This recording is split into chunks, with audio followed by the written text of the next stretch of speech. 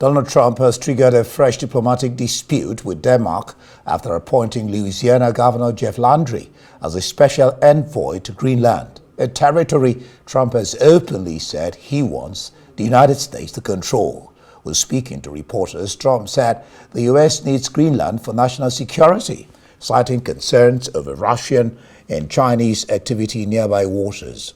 He added that Landry would lead efforts to advance U.S. interest on the island. Denmark reacted sharply, summoning the U.S. ambassador for explanations, while Greenland's prime minister insisted the territory alone has the right to decide its future.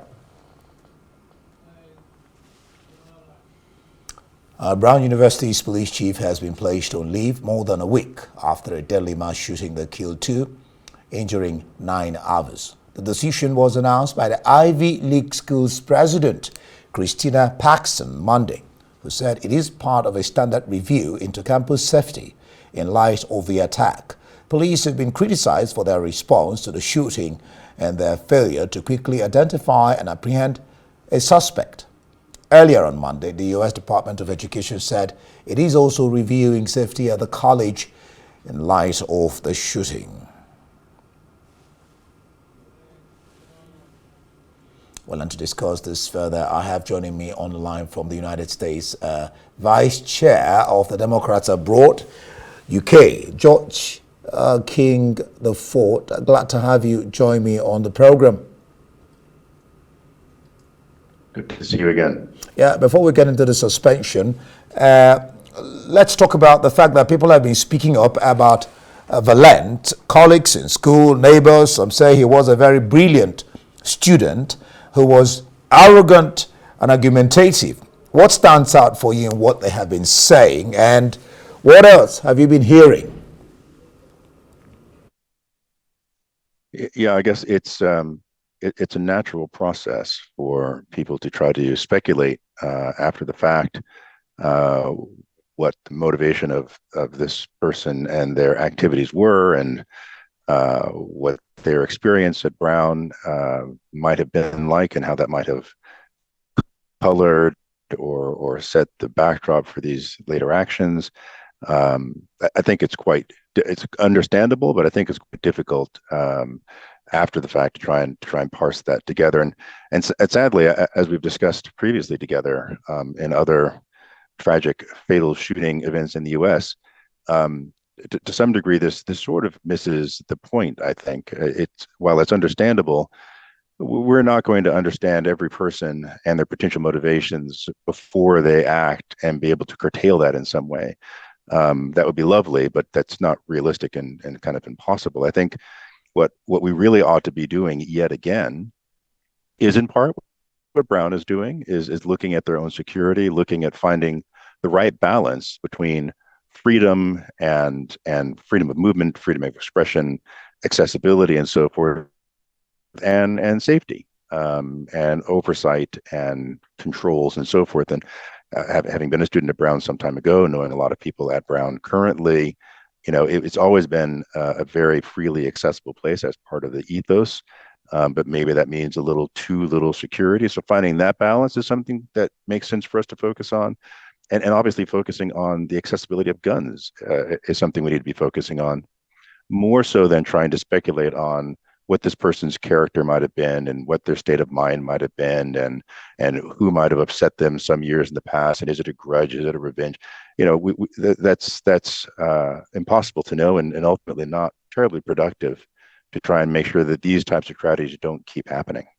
I wanted to talk about motive immediately, but it will come in later. Let's talk about the security issues which you just raised. Now, Brown's University Police Chief has been placed on leave. What kind of leave is that? And what is surprising, you'd help us understand. I'll expect that this will be announced by police department or so, but I'm learning that the Ivy League school's president, Christina Paxson, announced this on Monday. And added to that, the U.S. Department of Education said it is also reviewing safety in the college in the light of the shooting. What will this mean? Well, yeah, as you say, we just started to touch on that. I mean, to your first question, I guess there's not really a big surprise that I think you see this in all walks of life, frankly, that where there is some unexpected negative event, once it is immediately resolved, once the crisis is solved, the first thing that happens is that whoever was in charge is sidelined to some degree so that there can be some kind of investigation about, what their role was or wasn't, if there were failures in process, in orders, in whatever. So it's not shocking. To put it this way, it would have been more surprising if there had been just, continuing business as usual, no changes, no reactions, just okay, we caught the guy. Eventually, let's just go on. So it sort of makes sense that in the aftermath of something this dramatic and this traumatic, that the first reaction is okay, we need the person who is in charge to be sidelined and looking at the processes. It's not that person's job to look at the processes. It needs to be someone else, some other group, looking at the processes, looking at the state of play on the ground, evaluating where there were mistakes or failures, if there were, um, process improvements, staffing improvements. Maybe there needs to be, less easily accessible buildings, less easily accessible school schedules, where people are on a Saturday.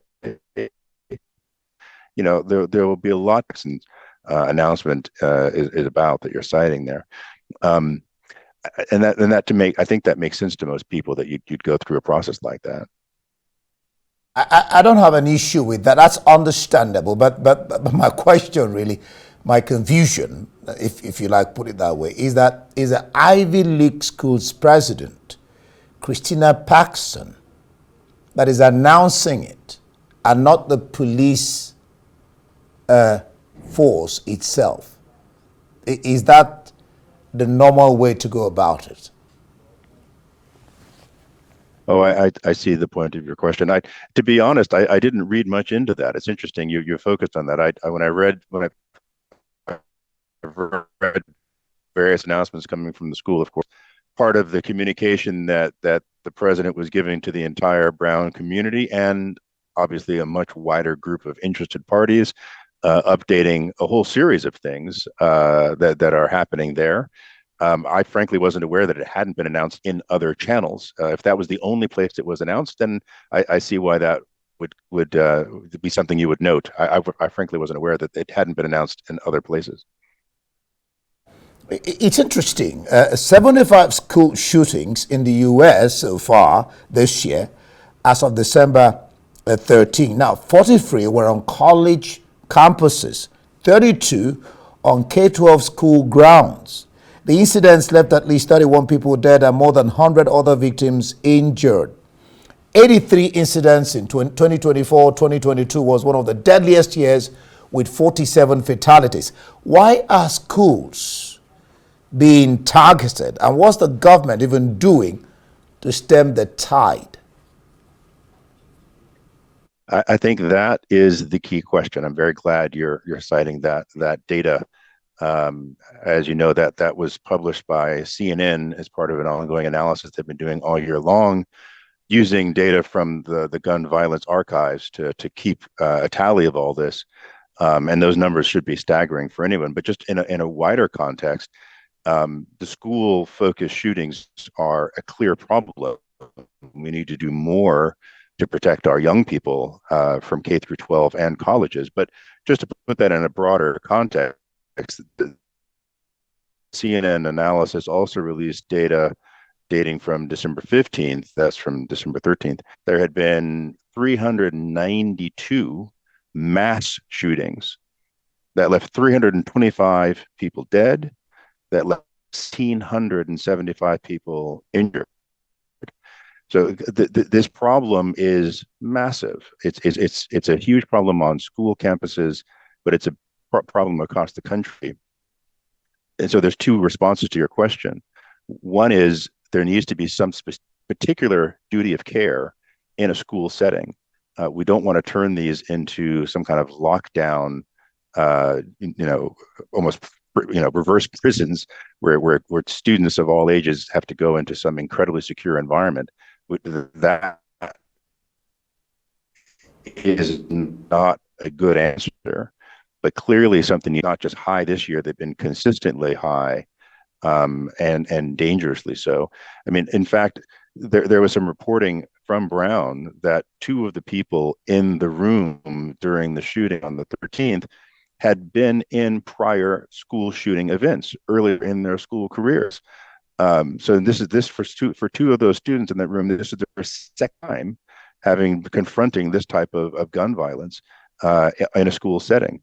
So clearly, there's something special that needs to be done around preserving security in these learning, what are supposed to be learning and safe environments. But I don't think we can do that in isolation. If we don't do it in conjunction with the larger issue, I mean, there were more school shootings than there have been days in the year.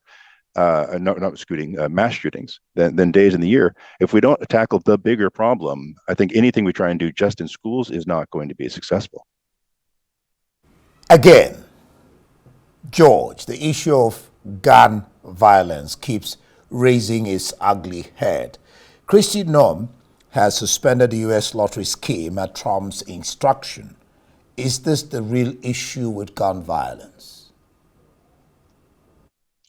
Yeah, I'm glad you raised that as well, and it obviously isn't. It's a really unfortunate knee-jerk reactionary kind of move to say that just because this particular visa program is known to be the visa program that the shooter came in on, and I refuse to use the shooter's name. I'm not interested in creating any further notoriety. But just because that is the program that he came in on, that has nothing to do with how this happened, how he came across guns, about the safety of schools, any of these things. So it's a really unfortunate kind of scapegoating.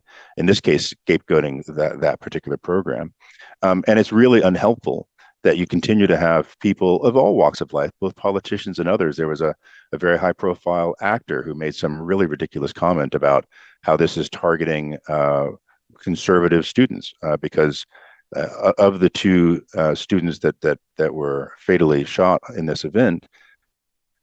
One was an Uzbeki freshman student in his first year, Muhammad Aziz, and the other was a sophomore from Alabama who happened to be a member of the Republican student group, Ella.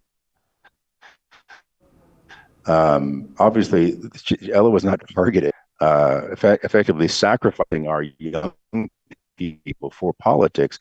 That clearly needs to stop, this type of scapegoating. We need to focus on the real issue. And at the base level, there ought to be two foundational principles we can all agree on. The first is that there must be some. And the second thing we should all be able to agree on is the current level of restrictions are insufficient. And if we can start with that, we ought to be able to make some kind of incremental progress in addressing this gun violence epidemic in the U.S. All right, we'll leave it there. I want us to discuss the question of motive, which remains largely unanswered, but let's leave it there. Vice Chair of Democrats Abroad UK, George King IV, thanks for being on the program.